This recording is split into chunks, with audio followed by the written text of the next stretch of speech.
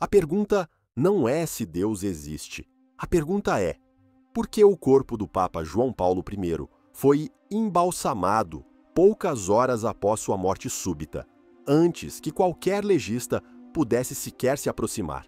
E que documento, encontrado nos arquivos da Cúria, prova a transferência de milhões de liras para contas controladas pela Cosa Nostra, com a bênção de um cardeal?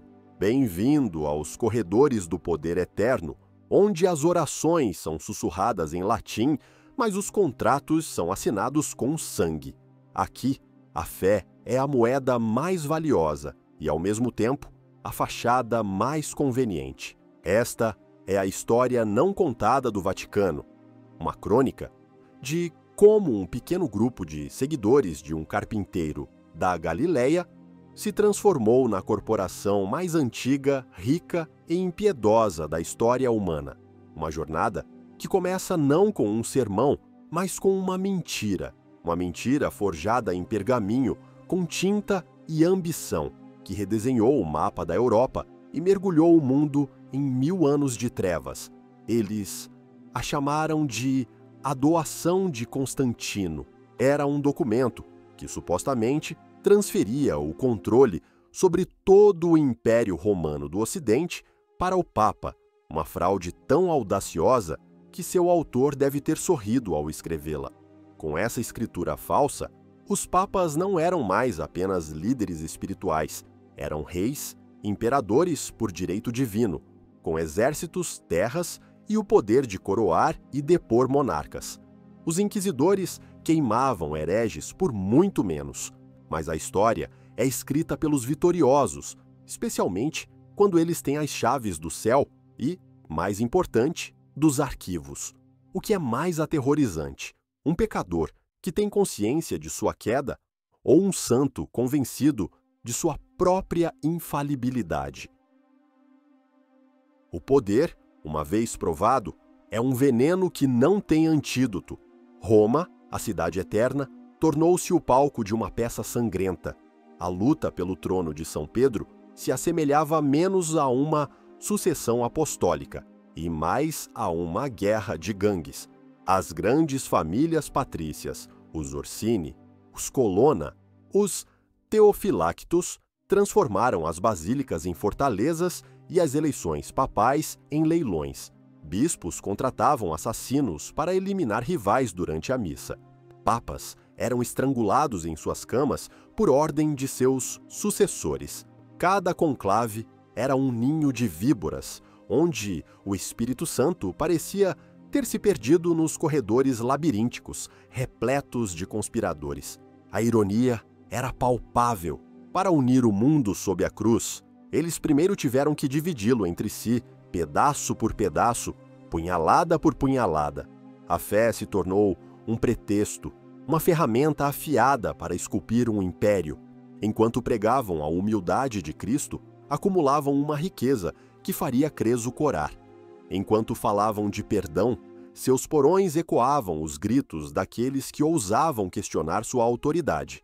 A destruição dos evangelhos gnósticos é um exemplo perfeito. Textos que retratavam um Jesus diferente, um mestre de sabedoria, em vez de um Deus sofredor, foram declarados heréticos e queimados. Por quê?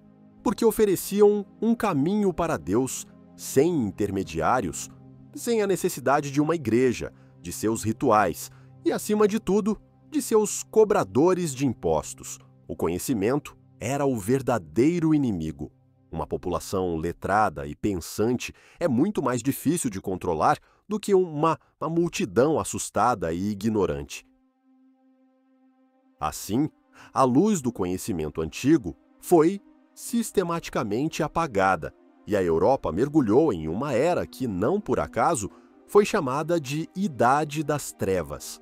Os livros foram substituídos por correntes, e o debate filosófico deu lugar ao som do aço contra a pedra, enquanto novas e imponentes catedrais eram erguidas sobre as cinzas de bibliotecas antigas. A arquitetura do poder exige uma fundação de ignorância, e sobre essa fundação, eles construíram um império que duraria mais que o de Roma, um império invisível governado não por legiões, mas pelo medo do inferno e pela promessa do paraíso.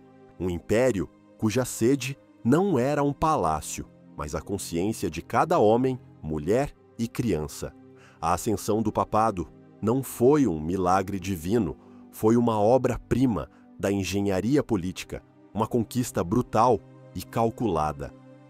Cada passo foi manchado de sangue, cada decreto foi selado com uma mentira. Eles tomaram o manto de um mártir e o transformaram em uma couraça de ouro maciço. Eles transformaram a mensagem de amor de um rebelde judeu em um manual de controle global. A verdadeira trindade que adoravam não era o Pai, o Filho e o Espírito Santo, mas o poder, a riqueza e o segredo. E eles guardaram seus segredos com um zelo fanático, pois sabiam que a revelação de apenas um deles poderia fazer todo o magnífico e terrível edifício desmoronar. Mas as paredes, por mais grossas que sejam, têm ouvidos, e os mortos, às vezes, se recusam a permanecer em silêncio.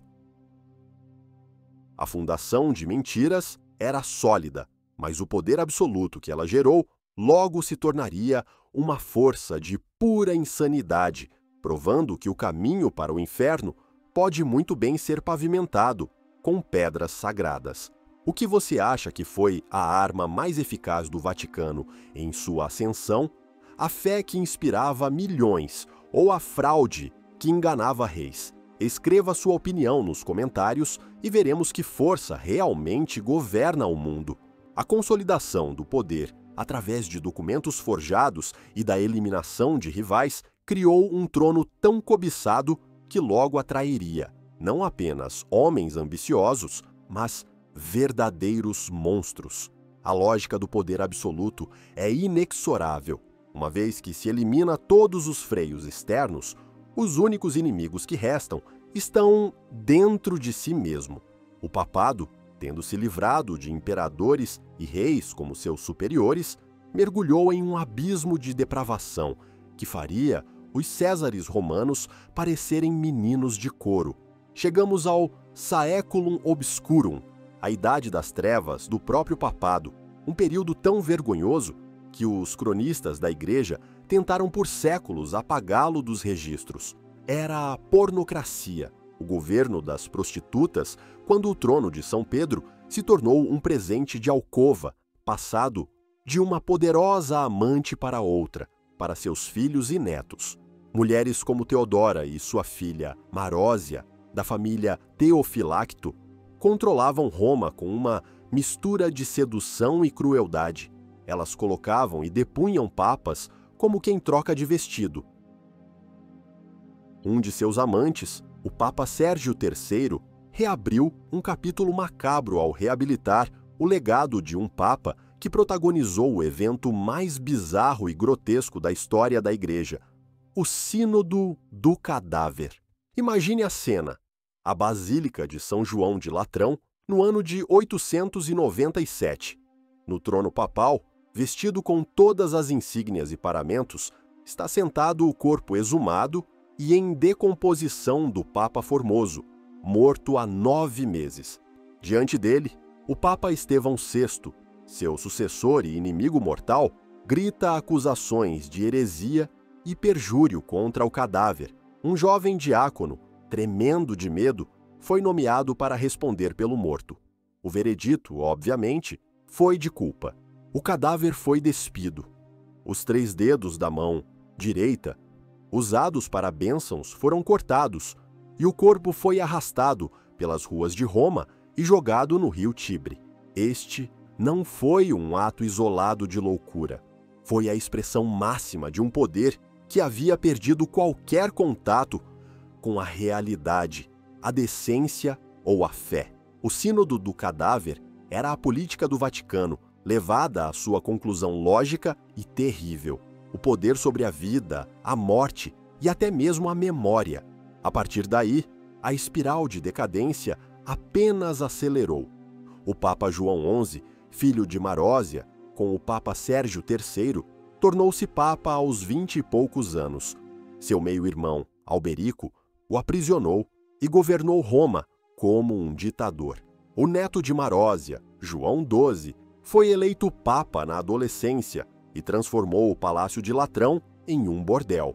Relatos da época o acusam de brindar à saúde do diabo durante a missa, de violar peregrinas na própria Basílica de São Pedro e de castrar um cardeal rival. Ele foi finalmente assassinado, segundo a lenda, pelo marido de uma de suas amantes, que o encontrou na cama com sua esposa. Em tempos como estes, a morte por veneno ou estrangulamento tornou-se uma aposentadoria papal comum.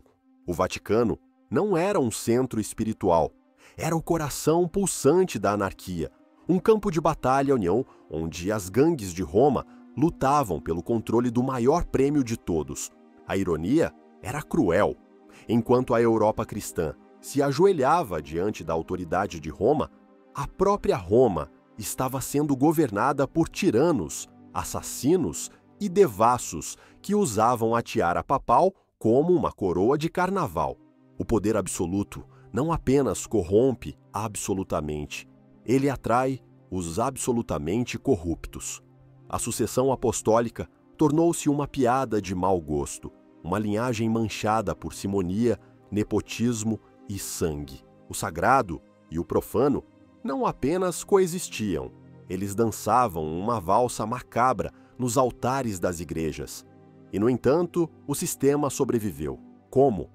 Porque a ideia do papado era mais forte do que qualquer papa individual. A instituição, a burocracia, a vasta máquina de arrecadação de impostos e de controle de terras continuava a funcionar, independentemente de quem estivesse sentado no trono. A fé dos camponeses na França ou dos cavaleiros na Germânia não era abalada pelas notícias dos escândalos de Roma, em parte porque as notícias viajavam devagar, mas principalmente porque eles acreditavam na santidade do cargo, não do homem. O Vaticano aprendeu uma lição valiosa nestes séculos sombrios. A fachada é tudo. Enquanto a liturgia fosse celebrada, enquanto os sinos tocassem, enquanto a imagem de autoridade fosse mantida, o que acontecia nos aposentos papais era um mero detalhe. Essa esquizofrenia entre a imagem pública de santidade e a realidade privada de depravação se tornaria uma característica definidora da instituição. Mas essa era de caos interno não podia durar para sempre. A própria podridão gerou a necessidade de uma limpeza, ou pelo menos, de uma reorganização. A igreja precisava de um novo propósito, uma nova direção para canalizar a violência que a consumia por dentro. A solução seria genial em sua simplicidade e aterrorizante em suas consequências. Eles encontrariam um inimigo externo, um inimigo distante, rico e de uma fé diferente. Eles canalizariam a ganância e a selvageria dos barões e cavaleiros da Europa para longe de Roma, em direção a uma terra que eles chamariam de santa. A era da pornocracia estava morrendo, mas seu filho bastardo estava prestes a nascer. A era das cruzadas. A podridão moral do papado atingiu um ponto em que a instituição precisava desesperadamente de uma causa que a redimisse aos olhos do mundo e, mais importante, que enchesse seus cofres esvaziados pela corrupção.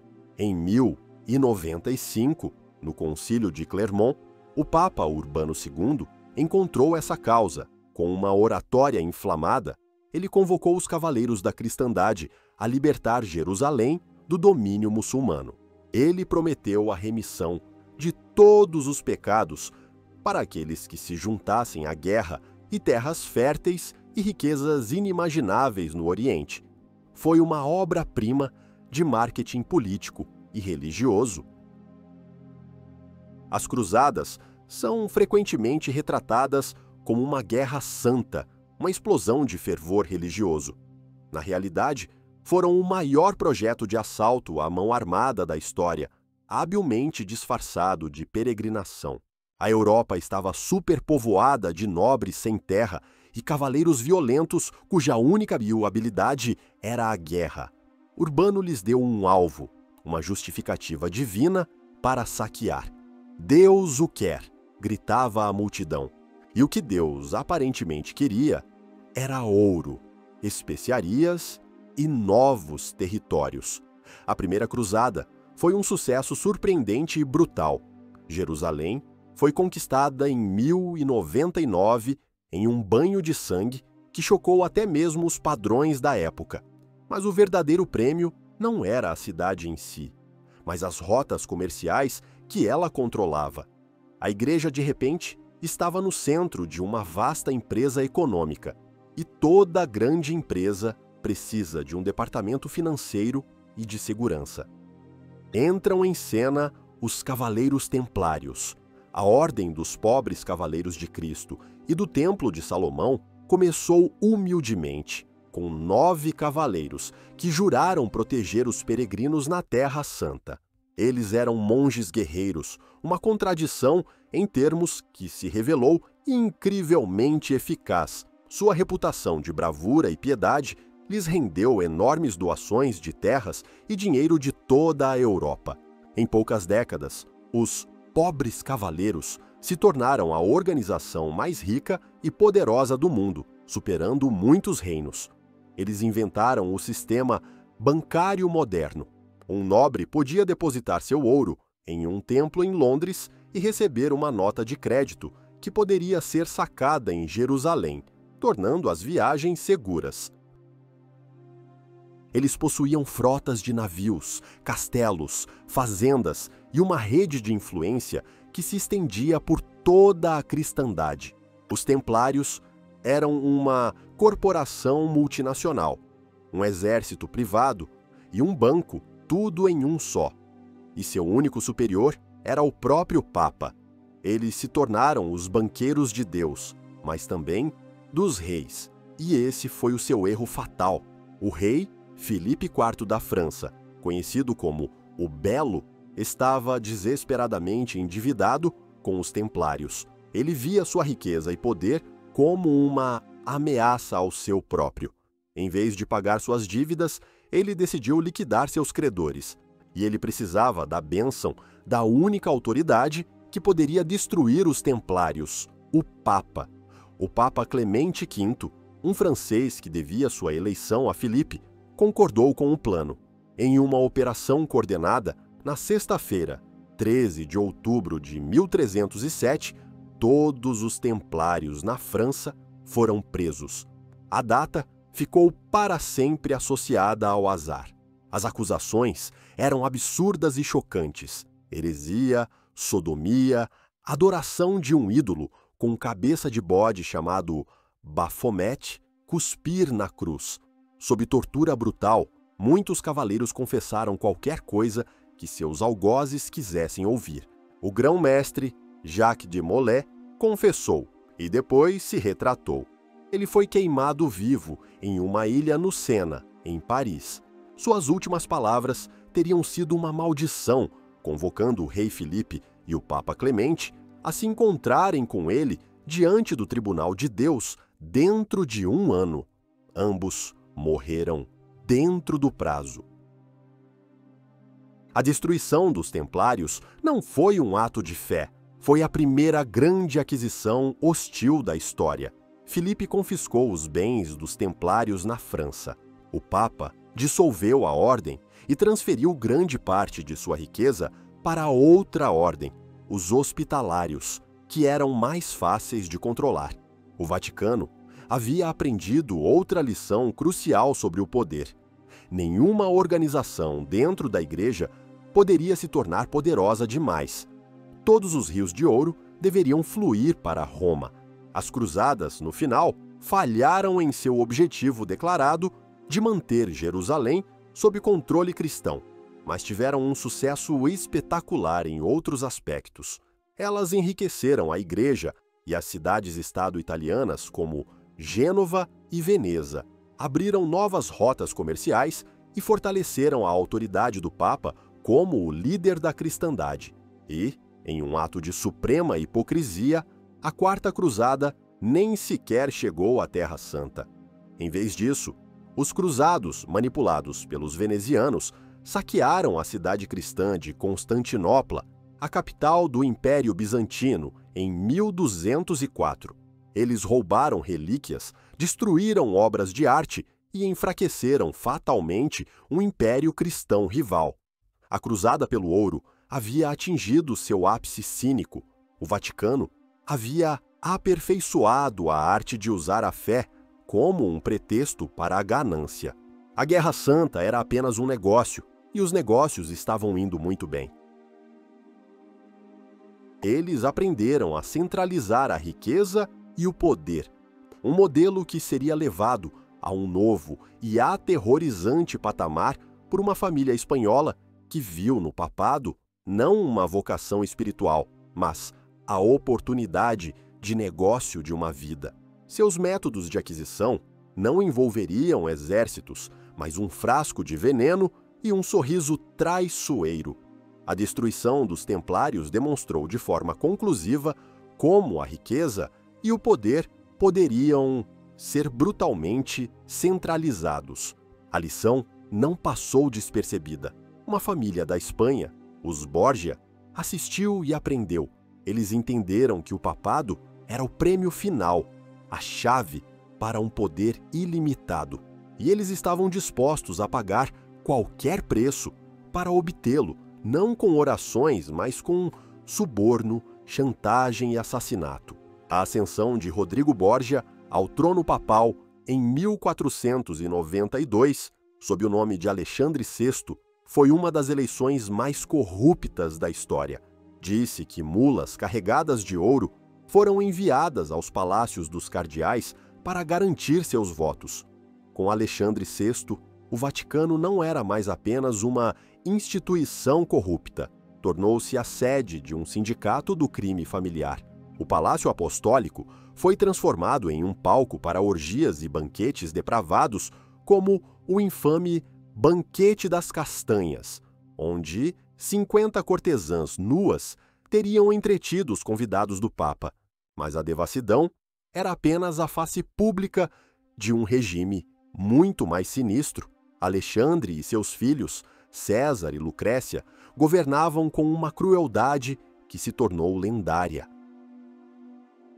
Eles viam os estados papais não como um patrimônio de São Pedro, mas como uma propriedade pessoal a ser expandida e consolidada para a dinastia Borgia. Sua principal ferramenta política era um veneno insípido e incolor conhecido como cantarela, supostamente uma mistura à base de arsênico. Cardeais ricos eram convidados para jantar, envenenados, e suas vastas fortunas eram confiscadas pela família papal. A morte súbita tornou-se uma epidemia entre os homens ricos de Roma. O verdadeiro gênio do mal, da família, no entanto, não era o Papa, mas seu filho, César Borgia. Brilhante, carismático e absolutamente desprovido de qualquer escrúpulo moral, César foi a inspiração direta para O Príncipe de Nicolau Maquiavel, o manual clássico sobre como adquirir e manter o poder a qualquer custo. Originalmente um cardeal, César renunciou ao chapéu vermelho, um ato sem precedentes, para se tornar um senhor da guerra. Com os exércitos e o dinheiro do papado à sua disposição, ele iniciou uma campanha brutal para subjugar os senhores feudais rebeldes da Itália Central, criando um ducado para si mesmo. Seus métodos eram a traição e a força. Ele convidava seus inimigos para negociações de paz, oferecia-lhes garantias de segurança e depois os estrangulava assim que depunham as armas. O lema de César era Aut Caesar, aut nihil, ou César ou nada.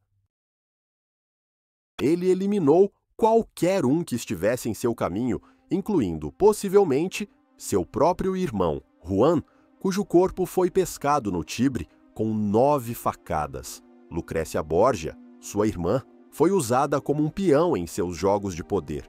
Casada 3 vezes para forjar alianças políticas, Seus maridos tinham uma tendência a morrer convenientemente quando as alianças não eram mais úteis.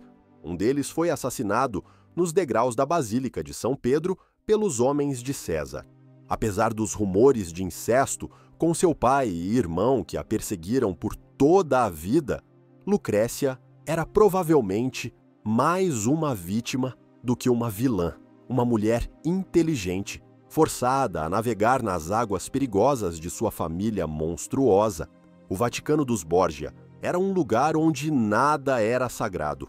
A fé era uma piada, a moralidade uma fraqueza e a vida humana uma mercadoria. Os inimigos dos Borgia desapareciam nas masmorras do castelo de Santo Ângelo ou simplesmente caíam mortos após um jantar amigável. Roma vivia sob um reinado de terror.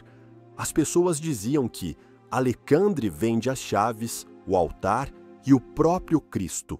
E ele estava certo em comprá-los, pois os comprou. É a expressão máxima do cinismo, o poder que se autolegitima através do próprio ato de sua aquisição criminosa. Eles transformaram o papado em uma monarquia hereditária de fato, se não de direito. Mas o império dos Borgia, construído sobre veneno e traição, era inerentemente instável. Ele dependia inteiramente da vida de um homem, o Papa Alexandre VI. No verão de 1503, tanto Alexandre quanto César adoeceram gravemente após um jantar. O Papa, já idoso, morreu. César sobreviveu, mas ficou tão enfraquecido que não conseguiu controlar a eleição do sucessor de seu pai. Com a morte de Alexandre, o poder dos Borgia evaporou da noite para o dia. Seus inimigos voltaram para se vingar, e César foi forçado a fugir, morrendo alguns anos depois em uma escaramuça na Espanha. A era dos Borgia foi curta, mas seu legado foi profundo. Eles mostraram ao mundo a verdadeira face do poder papal despojado de sua santidade. Eles eram a prova viva de que a instituição criada para ser o guia moral da humanidade poderia se tornar o seu oposto exato. Mas os métodos dos Borgias, com seu veneno e suas conspirações, eram apenas um ensaio para uma guerra muito mais ampla e aterrorizante. Uma guerra não contra corpos, mas contra mentes. A guerra contra o próprio conhecimento. Qual pecado dos Borgia você considera o mais imperdoável? O assassinato de seus rivais para tomar o poder ou a corrupção da fé para justificar seus crimes? Deixe sua resposta nos comentários e decida o que é mais letal, o veneno ou a blasfêmia. Os métodos de envenenamento e conspiração dos Borgia foram meramente um ensaio para a verdadeira guerra, a guerra contra o próprio conhecimento, o medo de que uma única ideia pudesse ser mais perigosa do que um exército de mercenários levou o Vaticano a construir sua arma mais eficaz e duradoura de repressão, a Santa Inquisição. Formalmente estabelecida no século XIII para combater a heresia, a Inquisição evoluiu para uma polícia de pensamento global, uma máquina de terror, cuja finalidade não era salvar almas, mas silenciar a dissidência. Se os Borgia matavam corpos por poder político, a Inquisição matava mentes por controle ideológico. Nada ilustra melhor essa guerra do que a cena no Campo de Fiore, em Roma, no ano de 1600.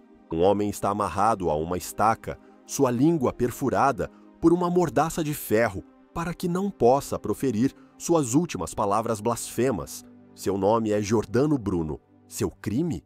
Ele era um filósofo, um pensador que ousou sugerir que o universo era infinito, que as estrelas eram outros sóis e que poderia haver outros mundos habitados.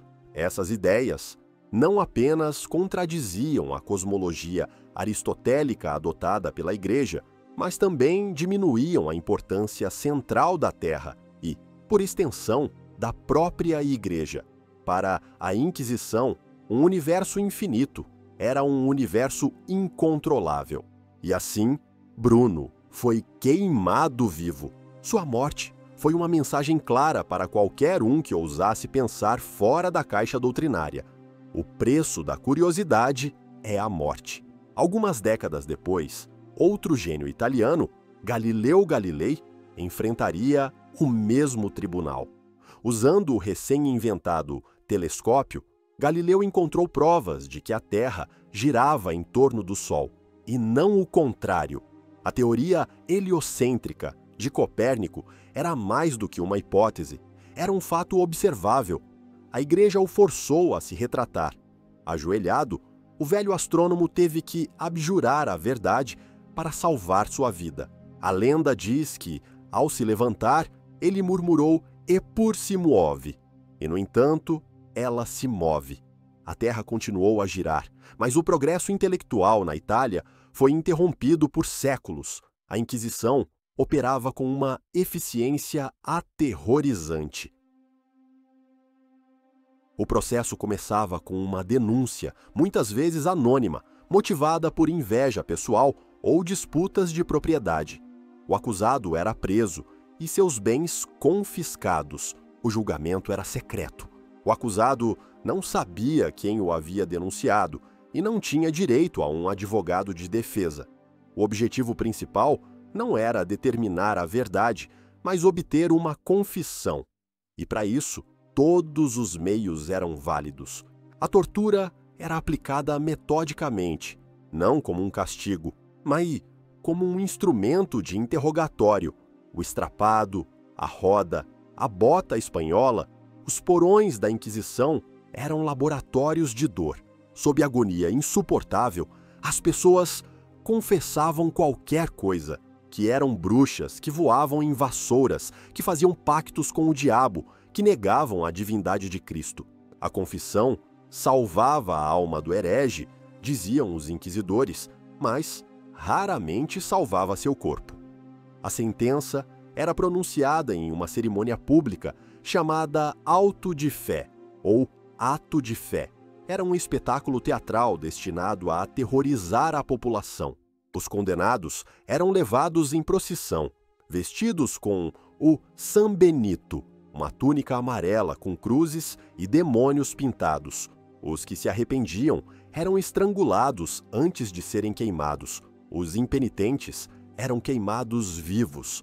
Um dos alvos mais brutais da Inquisição foram as mulheres. O manual Maleus Maleficarum, ou O Martelo das Bruxas, publicado em 1487 por dois inquisidores alemães com a bênção papal, desencadeou uma paranoia de caça às bruxas que durou séculos e custou a vida de dezenas de milhares de mulheres, curandeiras, parteiras, viúvas, solitárias. Qualquer mulher que não se encaixasse no molde patriarcal era suspeita. A misoginia do livro é chocante. Ele afirma que as mulheres são mais carnais, mais crédulas e, portanto, mais suscetíveis à influência do diabo. Foi um genocídio de gênero justificado pela teologia. A Inquisição não era apenas sobre fé, era sobre poder.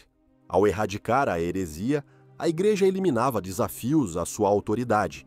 A destruição dos cátaros no sul da França no século XIII foi um exemplo claro. Os cátaros eram uma seita cristã que acreditava em um dualismo entre um Deus bom, espiritual, e um Deus mau, material. Eles criticavam a riqueza e a corrupção da Igreja Católica. A resposta de Roma foi uma cruzada que exterminou os cátaros e devastou uma das regiões mais cultas e prósperas da Europa. O medo era a fundação do sistema. O medo de pensar, o medo de questionar, o medo de ser diferente. Por séculos, a Igreja conseguiu congelar o pensamento europeu, mas a razão, como a terra de Galileu, continuou a se mover. A Reforma Protestante, o Iluminismo e a Revolução Científica foram reações diretas à tirania intelectual da Igreja. A fogueira de Giordano Bruno não extinguiu suas ideias, transformou-as em cinzas que o vento da história espalhou por toda a parte. Os inquisidores queimavam bruxas na fogueira, mas a verdadeira magia acontecia nos porões dos bancos do Vaticano. A Inquisição formalmente desapareceu, mas a mentalidade inquisitorial, a supressão da verdade para proteger a instituição, permaneceu. E no século XX, essa mentalidade encontraria um novo campo de batalha, não nas estrelas ou nos textos antigos, mas no fluxo sombrio do dinheiro sujo. A Inquisição queimava hereges para proteger o que chamava de pureza da fé, mas no século XX, a heresia mais perigosa para o Vaticano tornou-se a pobreza. E a luta contra ela não foi travada com caridade, mas com finanças, forjando alianças com demônios muito mais tangíveis do que os dos manuais de caça às bruxas. Bem-vindo ao mundo dos Banqueiros de Deus, um thriller financeiro, onde a lavagem de dinheiro da máfia se encontra com a alta política e a espionagem internacional. O coração desta rede era uma instituição com um nome enganosamente piedoso, o Instituto para as Obras de Religião, mais conhecido como Banco do Vaticano. Fundado para administrar o dinheiro de ordens religiosas, ele se tornou um dos paraísos fiscais mais secretos e impenetráveis do mundo. Sendo parte de um Estado soberano, o Vaticano, suas contas estavam fora do alcance de reguladores italianos e internacionais. Era o lugar perfeito para esconder dinheiro, e ninguém tinha mais dinheiro para esconder do que a Cosa Nostra. A aliança profana começou a tomar forma após a Segunda Guerra Mundial. A Igreja Católica e a máfia siciliana compartilhavam um inimigo comum, o Partido Comunista Italiano. Em uma troca de favores, a máfia ajudava a persuadir os eleitores a votarem na democracia cristã, o partido apoiado pelo Vaticano. Em troca, a Igreja oferecia proteção e, mais crucialmente, seus canais financeiros. Foi nos anos 70 que essa relação atingiu seu auge sob a direção de um homem, o arcebispo americano Paul Marcinkus, chefe do Banco do Vaticano. Apelidado de O Gorila por seu físico imponente, Marcinkus era um financista pragmático com poucos escrúpulos.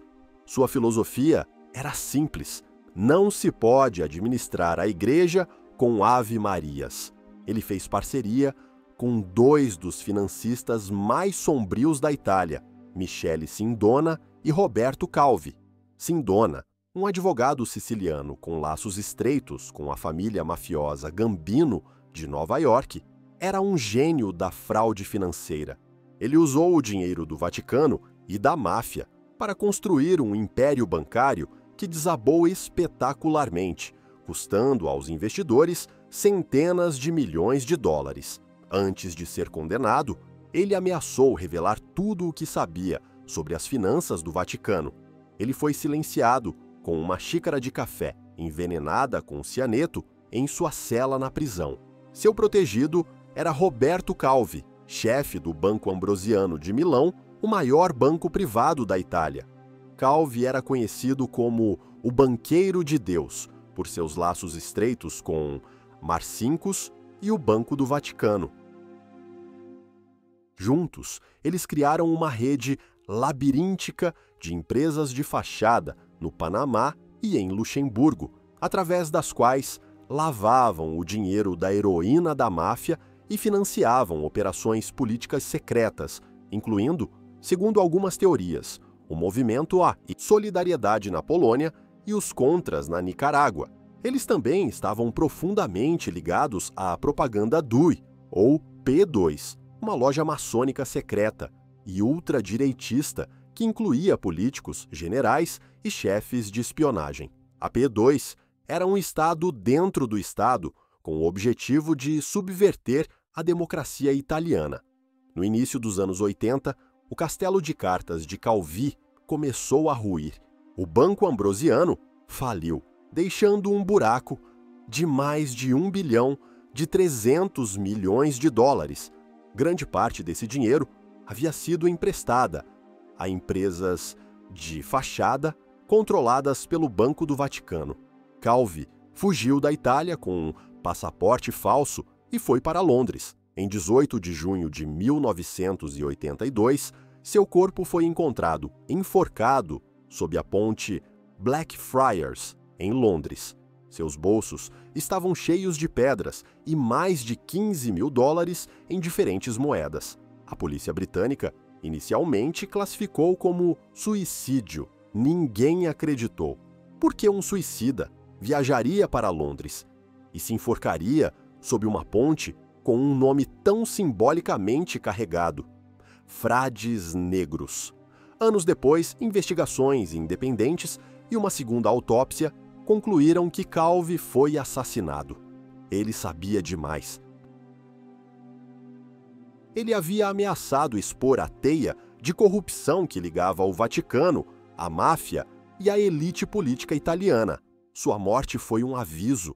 O Vaticano negou qualquer responsabilidade legal pela quebra do Ambrosiano, mas, eventualmente, concordou em pagar 250 milhões de dólares aos credores como um gesto de boa vontade.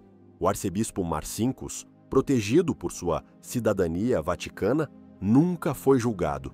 Ele simplesmente se aposentou em Sun City, Arizona, onde jogava golfe até sua morte. A história dos banqueiros de Deus revela um Vaticano que opera não apenas como uma igreja, mas como um fundo de cobertura clandestino e sem escrúpulos. Eles transformaram a casa de Pedro em uma câmara de compensação para o crime organizado. O poder espiritual se tornou a cobertura perfeita para a criminalidade financeira. Você conseguiria guardar um segredo que poderia destruir a fé de milhões, mas salvar sua instituição do colapso? A teia de enganos tecida por homens como Calvi e Marcinkus era tão vasta e complexa que era quase impossível de desvendar. Mas essa rede de poder e dinheiro era forte demais para ser desmantelada por um único homem, mesmo que esse homem, por um breve e fatídico momento, vestisse o anel do pescador. Quando um homem de fé genuína ameaçou expor a podridão, ele descobriu que algumas contas são liquidadas não com ouro, mas com um silêncio eterno. O império financeiro sombrio, construído por homens como Calvi e Marcinkus, era poderoso demais para ser desafiado. No entanto, em agosto de 1978, um homem ingênuo, o suficiente para tentar, foi eleito Papa. Seu nome era Albino Luciani. Ele tomou o nome de João Paulo I e, com seu sorriso caloroso e sua humildade, conquistou o coração do mundo. Ele ficou conhecido como o Papa Sorridente, mas nos corredores sombrios do Vaticano, poucos estavam sorrindo. Luciani era um estranho, um pastor do norte da Itália que não fazia parte das redes de poder da Cúria Romana. Ele estava genuinamente chocado com o que começou a descobrir sobre as finanças do Vaticano e, em particular, sobre o Banco do Vaticano. Ele acreditava que a igreja deveria ser pobre e para os pobres, e ele planejava agir. Uma de suas primeiras ações foi pedir uma investigação completa sobre as operações do arcebispo Marcinkus. Ele ficou horrorizado com os laços entre o banco e figuras como Sindona e Calvi.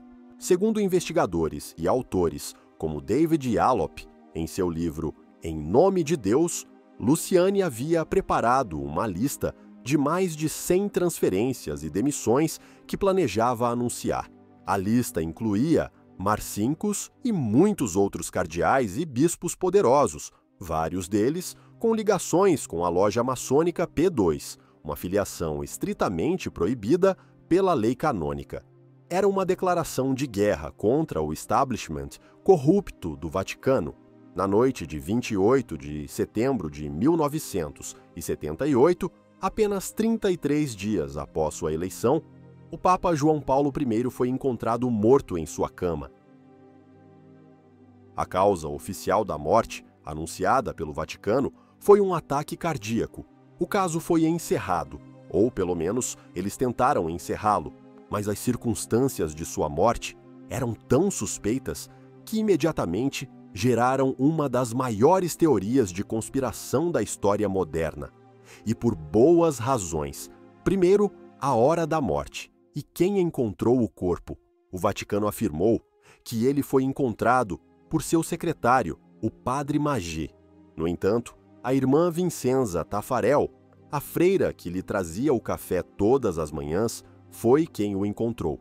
O Vaticano mentiu porque considerou impróprio que uma mulher tivesse entrado nos aposentos papais. Uma pequena mentira, talvez, mas que abriu a porta para outras maiores. Segundo, não houve autópsia. A morte súbita de um chefe de Estado, especialmente um aparentemente saudável de 65 anos, normalmente exige uma autópsia, mas a família de Luciane foi persuadida a não pedir uma, e o Vaticano se recusou a permitir. O motivo alegado era que não era costumeiro realizar autópsias em papas. Isso era falso. A autópsia do Papa Pio VIII, por exemplo, foi realizada no século XIX. Terceiro, o corpo foi embalsamado em menos de 24 horas, um procedimento anormalmente rápido que destrói quaisquer vestígios de veneno. Quarto, seus pertences pessoais, incluindo seus óculos, seus chinelos e, mais crucialmente, as anotações em que ele estava trabalhando na noite de sua morte, supostamente a lista de transferências, desapareceram. As versões oficiais estavam cheias de contradições. O que ele estava lendo quando morreu? Seus papéis? Um livro de teologia? A história mudou várias vezes. Quem se beneficiaria com sua morte? A lista é longa. O arcebispo Marcinkus, que estava prestes a ser demitido. Roberto Calvi e Michele Sindona, cujas operações financeiras seriam expostas. Membros da P2 dentro do Vaticano, que seriam desmascarados. A máfia, que perderia seu canal de lavagem de dinheiro. Juntos, eles formavam um grupo de homens desesperados com muito a perder. A teoria do assassinato sugere que Luciane foi envenenado, possivelmente com uma dose de digitalis, um medicamento para o coração que, em overdose, induz um ataque cardíaco e é difícil de detectar. Sem uma autópsia, nunca saberemos com certeza. O Vaticano sempre negou veementemente qualquer crime, tratando as teorias como ficção sensacionalista.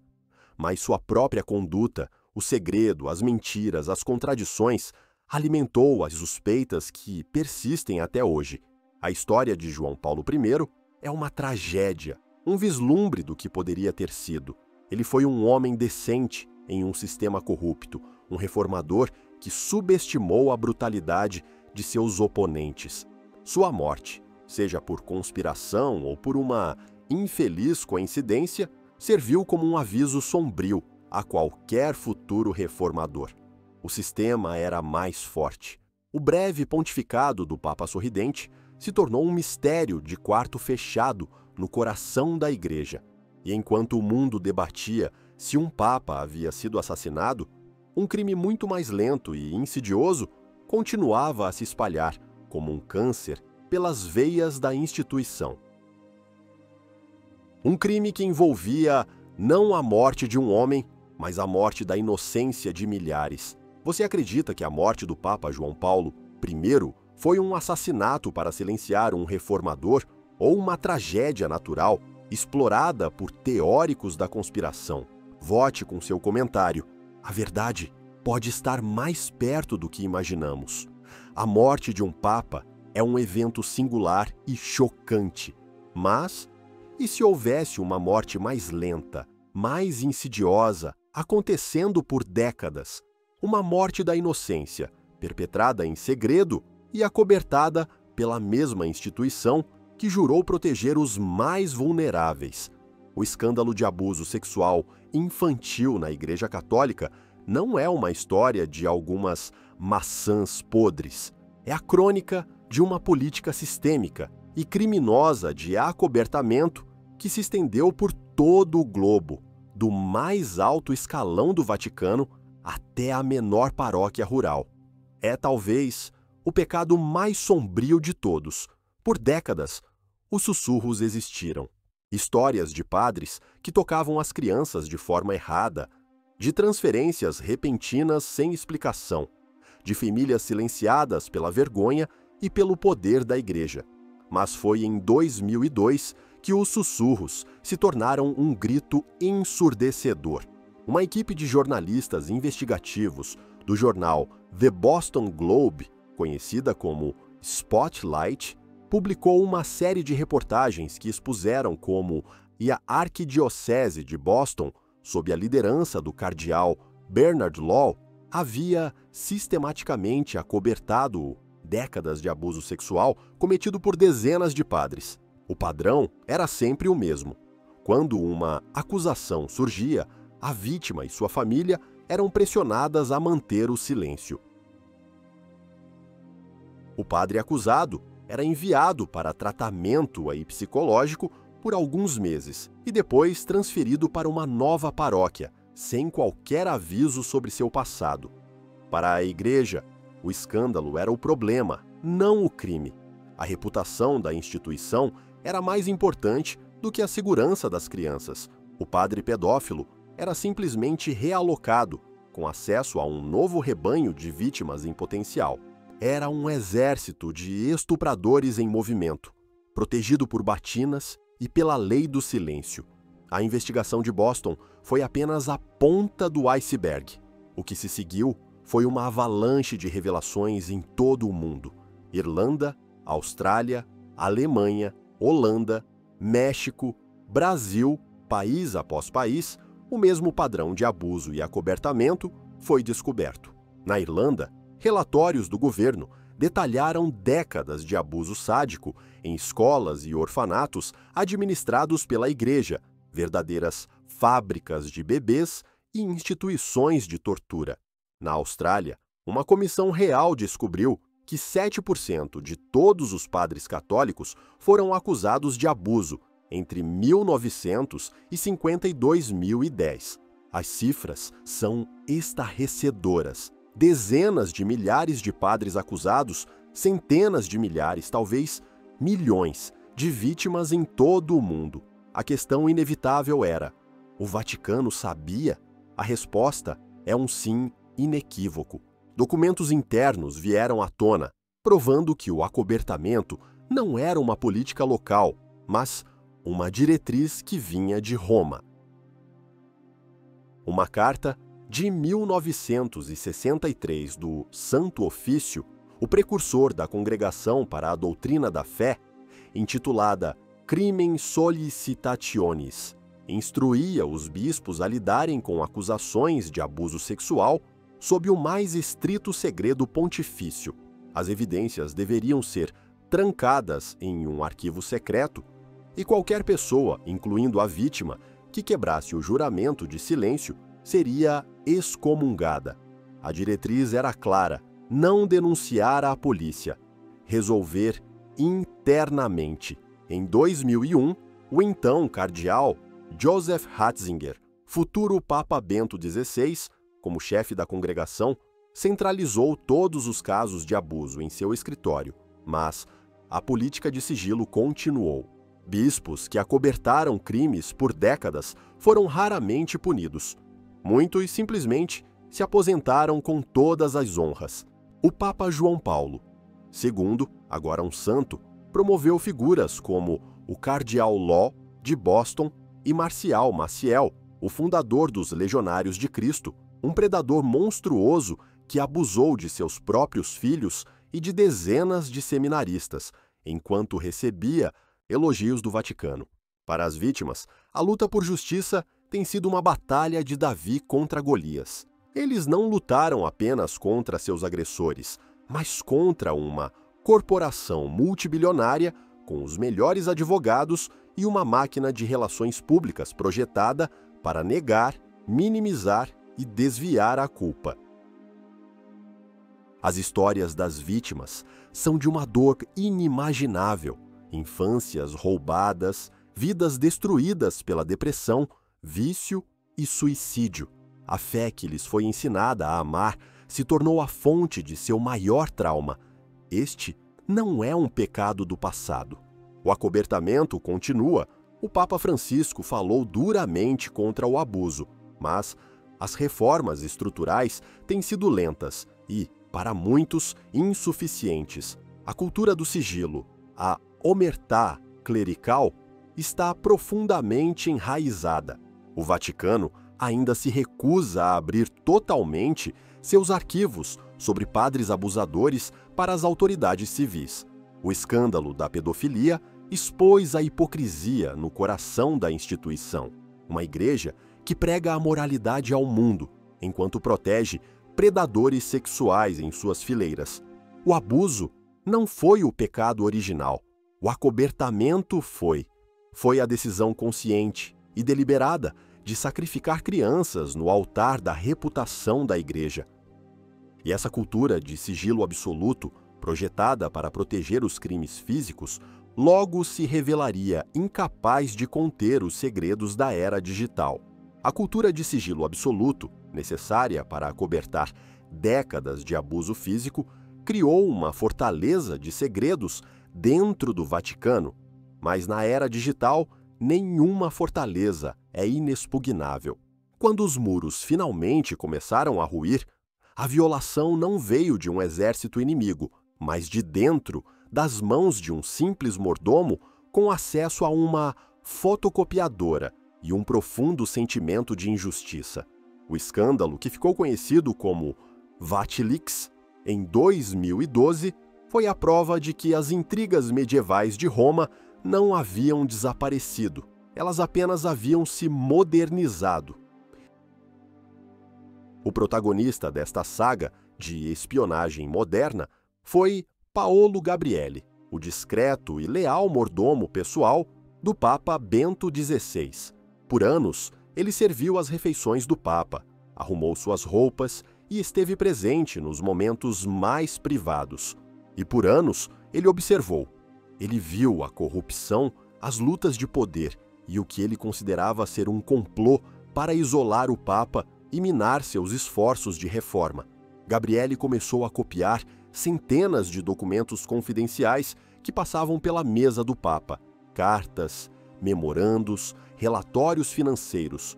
Ele os entregou a um jornalista italiano, Gianluigi Nuzzi, que os publicou em um livro explosivo chamado Sua Santidade, as Cartas Secretas de Bento XVI. O vazamento abriu uma janela para um Vaticano em estado de guerra civil. Os documentos revelaram uma cúria romana dividida por facções rivais, onde a calúnia e a desinformação eram armas comuns. Um dos documentos mais chocantes foi uma série de cartas do arcebispo Carlo Maria Viganò, então o número 2 na administração da cidade do Vaticano. Viganò escreveu ao Papa denunciando uma rede de corrupção, nepotismo e má gestão financeira que custava ao Vaticano milhões de euros. Ele havia tentado limpar o sistema, mas em vez de ser apoiado, foi transferido para se tornar o embaixador do Vaticano nos Estados Unidos da América, um movimento que ele viu como um exílio para silenciá-lo.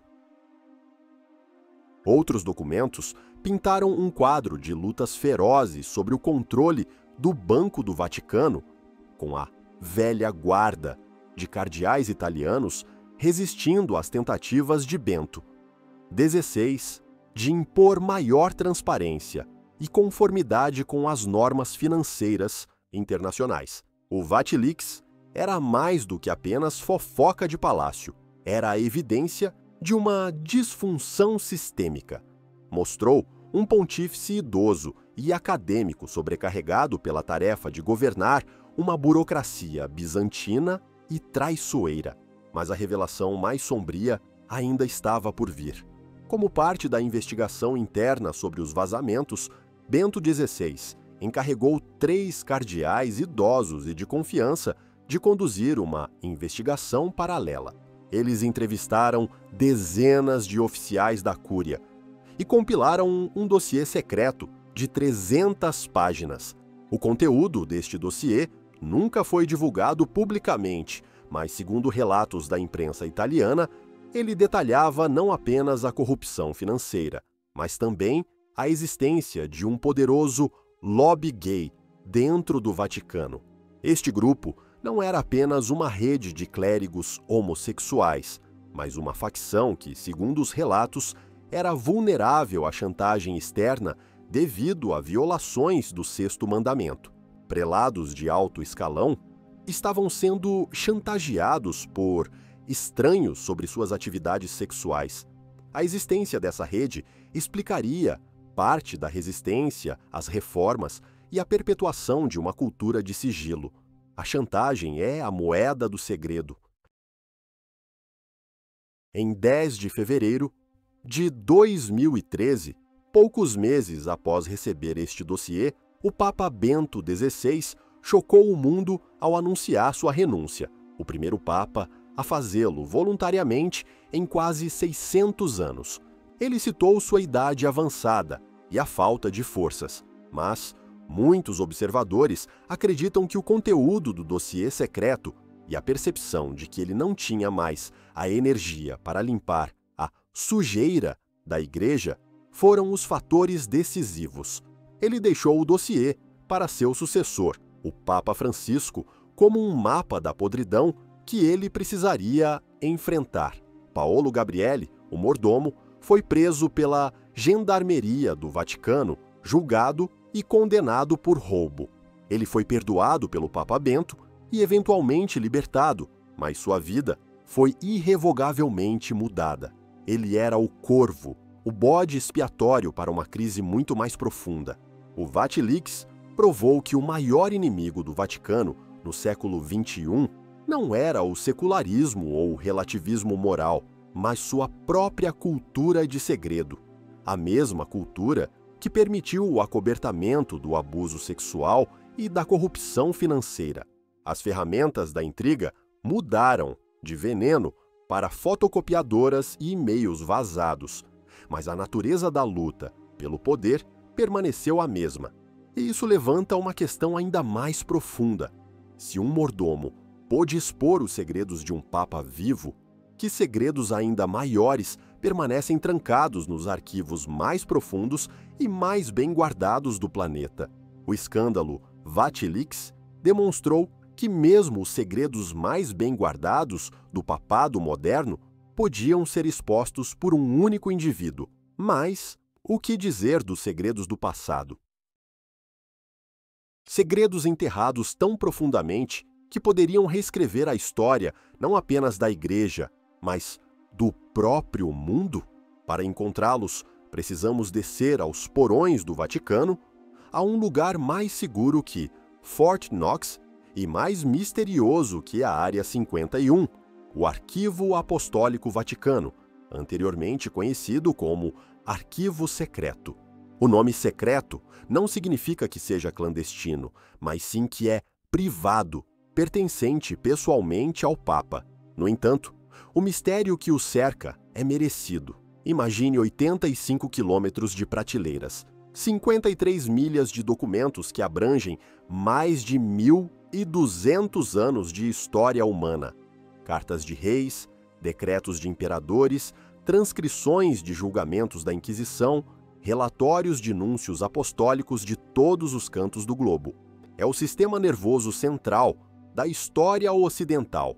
A maioria dos documentos é material administrativo mundano, mas o que está escondido nas seções mais restritas tem alimentado a imaginação de teóricos da conspiração e historiadores por séculos. Que segredos são tão perigosos que permanecem sob 7 chaves? Talvez o mais controverso seja o papel do Papa Pio XII durante a Segunda Guerra Mundial e o Holocausto. Críticos o rotularam de o Papa de Hitler, acusando-o de um silêncio cúmplice enquanto milhões de judeus eram assassinados. Ele sabia da extensão do genocídio? Documentos sugerem que sim, porque ele não falou mais veementemente. Seus defensores argumentam que uma condenação pública teria provocado uma retaliação nazista ainda mais selvagem contra católicos e judeus e que a Igreja trabalhou secretamente para salvar centenas de milhares de vidas. Os arquivos completos de seu pontificado foram abertos apenas recentemente, e os historiadores estão mergulhando neles em busca de uma resposta definitiva. A verdade provavelmente é complexa e moralmente ambígua. Mas e os segredos ainda mais estranhos? Há rumores persistentes de que o arquivo contém documentos sobre o que a Igreja sabe sobre vida extraterrestre. Relatos de astrônomos do Vaticano que observaram fenômenos inexplicáveis, correspondências sobre demônios aéreos de épocas passadas. A Igreja, que sobreviveu à Revolução Copernicana, estaria se preparando para a possibilidade de um primeiro contato? E o que dizer do terceiro segredo de Fátima?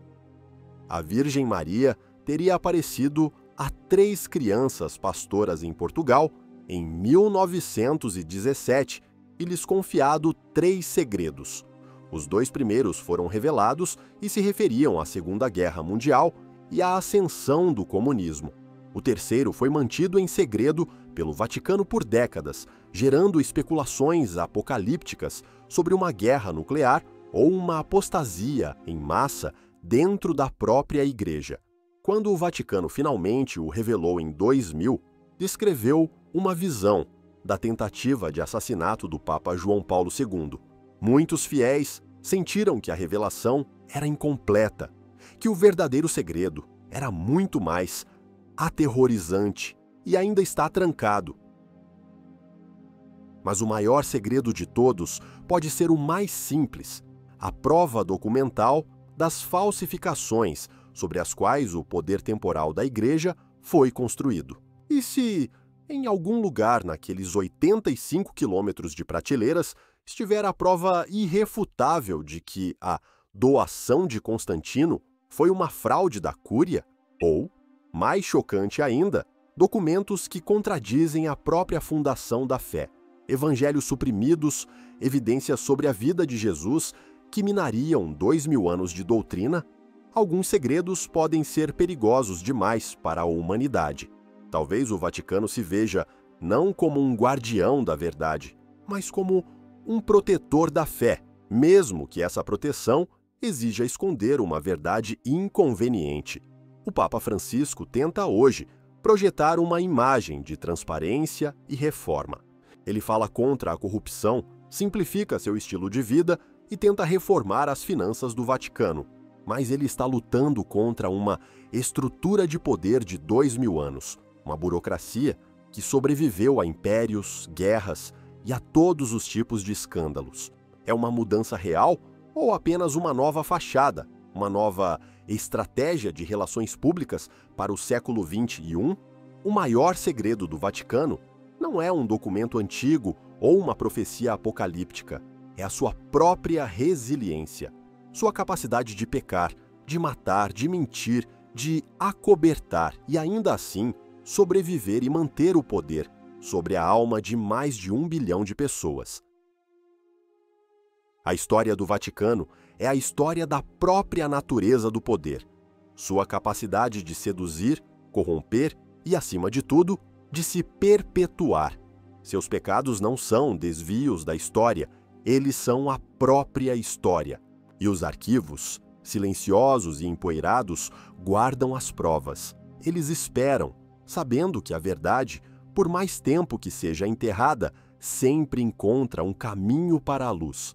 Depois de percorrer esta longa e sombria história de poder, crime e segredo, resta uma pergunta. Se você tivesse acesso ao arquivo final, ao segredo mais profundo do Vaticano, o que você escolheria? Revelar a verdade ao mundo, arriscando o colapso da fé de bilhões, ou destruir a prova para preservar a ordem e a esperança que a instituição, apesar de tudo, representa? Escreva sua escolha final nos comentários. A história está observando.